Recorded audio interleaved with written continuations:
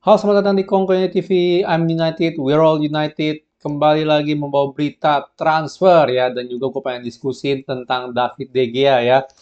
Berita transfer utama ini menurut gue sih baru rumor, baru awal banget rumornya, yaitu defender dari Leipzig, Josko Guardiola ya. Ini kalau nggak salah dia pemain dari Kroasia. Ini katanya diminatin oleh Manchester United ya. Gua nggak tahu banyak tentang ini orang. Mungkin yang nonton Liga Jerman ya, mungkin bisa tahu kali ini orang mainnya seperti apa sih di RB Leipzig ya. Kalau ngeliat badannya sih cukup gede dan bongsor ya, yaitu ya kemungkinan besar dia cukup bagus dalam jaga bola ya kan, dan ya bola atas juga pasti kuat harusnya, tapi sekali lagi gue nggak yakin dia ini gesit atau enggak nih ya. Cuma kan bukan berarti orang badan bongsor atau gede itu selalu selalu lambat, benar nggak? Tapi gue nggak gitu tahu banyak lah tentang ini. Cuman gue belum pantau lagi karena menurut gue sih ini rumor masih awal banget, masih mungkin banget nih hanya rumor belaka. Belum tentu jelas lah ibaratnya lah ya, gimana. Pikir-pikir banyak juga ya daftar daftar center back yang mau ditargetin Manchester United ya. Lebih banyak daripada midfield loh. Ya kita ada Julian Timber, ada Pau Torres, ini sekarang ada si Josko lagi, benar gak? Terus terakhir kan kita juga sempat ada apa namanya, tertarik sama partnernya Julian Timber, benar, di itu di Ajax, satu lagi lupa, lupa gua namanya siapa.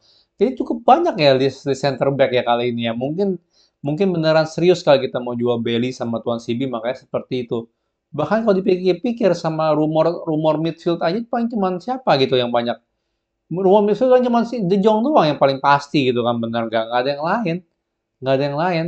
Jadi kayaknya benar-benar kemungkinan besar kita bakal belanja center back nih. Midfield aja yang kita masih tanya-tanya. Walaupun kelihatannya emang si siapa si Ten Hag ngebet banget sama De Jong gitu kan. Masa cuma satu gitu kan ya. Bahkan kadang terakhir-terakhir katanya rumor Kante pun sendiri itu cuma rumor gitu loh. Cuma dipakai biar bisa nego lah, nego kontrak baru untuk Kante sama Chelsea. Jadi cukup menarik sih ya rumor-rumor yang beredar. Ya cuman sih gue sih lebih berharap lebih ada opsi gitu loh untuk midfield ya, jangan cuma De Jong doang. Walaupun emang itu statement signingnya si Ten Hag, tapi ya tetap aja gitu loh, benar kayak kita perlu perlu perlu ada opsi lah kalau seandainya itu gagal, benar, apalagi melihat ya sejongnya sendiri masih masih galau gitu loh, benar nggak? Walaupun kemungkinan besar sih bisa diyakinin lah sama si Ten Hag ya.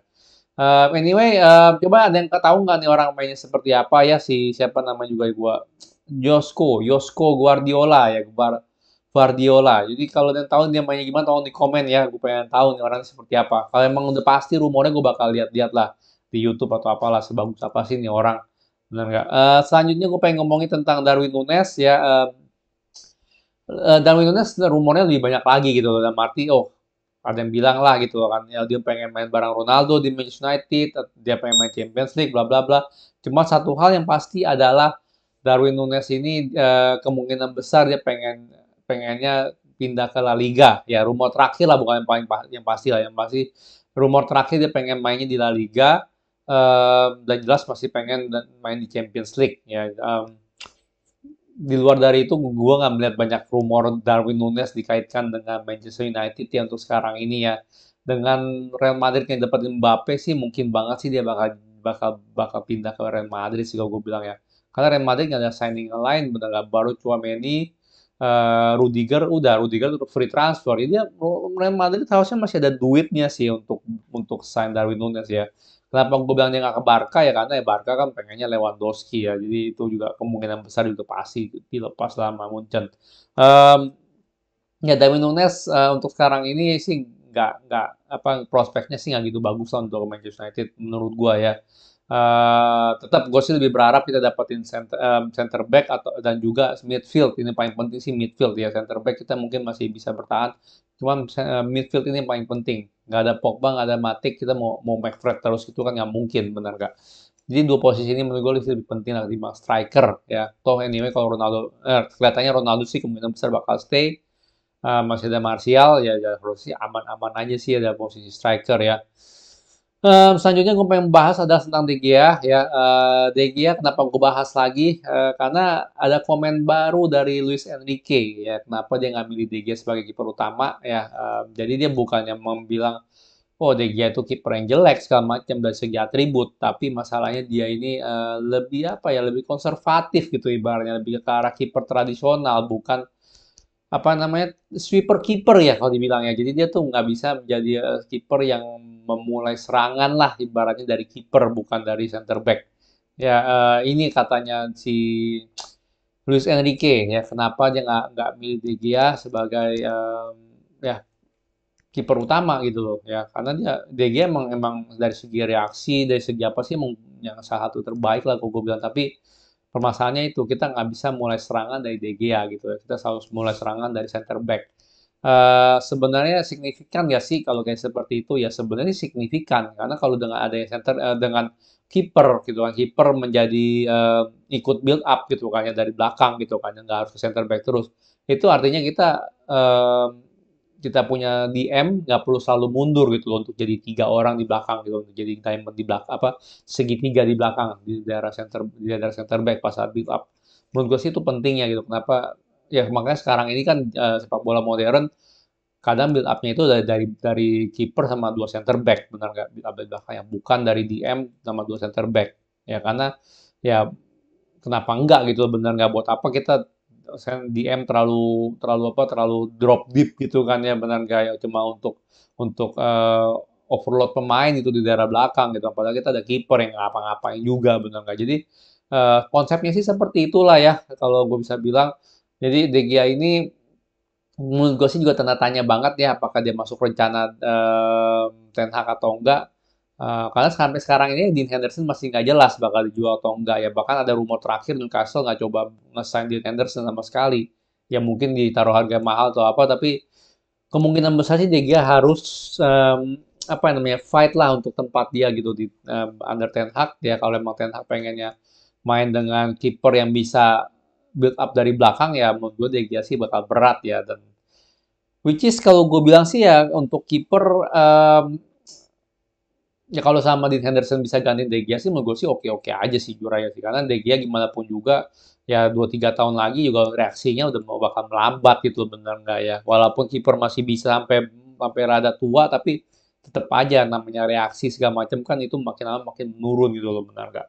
Ya, cuma kita bakal lihat lah, ini sangat menarik sih soal De Gea, dan gue sih juga nggak mau ngomong soal De Gea lagi sebenarnya karena menurut gue sih ini masih layak ya, terlepas gaya mainnya si Ten Hag mau seperti apa, menurut gue sih harusnya masih layak gitu loh untuk bersaing lah minimal gitu loh sebagai kiper utamanya Manchester United, karena ya dia atribut yang lainnya gitu selain atribut sweeper kiper gitu kan, dia tuh masih bagus banget gitu loh ya. Ya orang bisa bisa bilang lah walaupun kita jarang clean sheet musim lalu gitu kan, ataupun goal difference-nya jelek, tapi De Gea masih masih jadi player of the year gitu loh, benar nggak, player of the season-nya gitu loh. Nah, jadi itu udah membuktikan gitu kalau kalau nggak ada dia kita udah dibantai-bantain gitu sama klub lain gitu loh. Ya jadi masih, kalau untuk merubah De Gea jadi super kiper menurut gue bakal susah. Ya kalau ada yang mau nanya kenapa nggak dilatih aja kok jadi super kiper gitu kan, biar biar lebih pinter. Menurut gue rada susah karena dia umurnya udah tua gitu loh ya. Selama ini dia dia bermain nggak sebagai super kiper, terus harus jadi super kiper, gue nggak yakin dia bisa adaptasi gitu loh. Kalau dia masih 22, 23, gue bilang sih dia bisa banget untuk beradaptasi. Cuma kalau udah umur kayak dia gitu kan, seumur hidup dia mainnya kayak begitu, mau jadi super kiper itu sih bisa bisa apa ya, malah petaka gitu loh.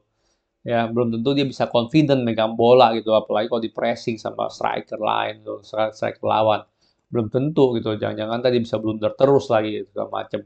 Ya, tapi ya gitu sih kalau emang kita mau pakai De Gea ya mungkin ya tetap kita nggak bisa main secara modern gitu dari segi build up gitu dari belakang.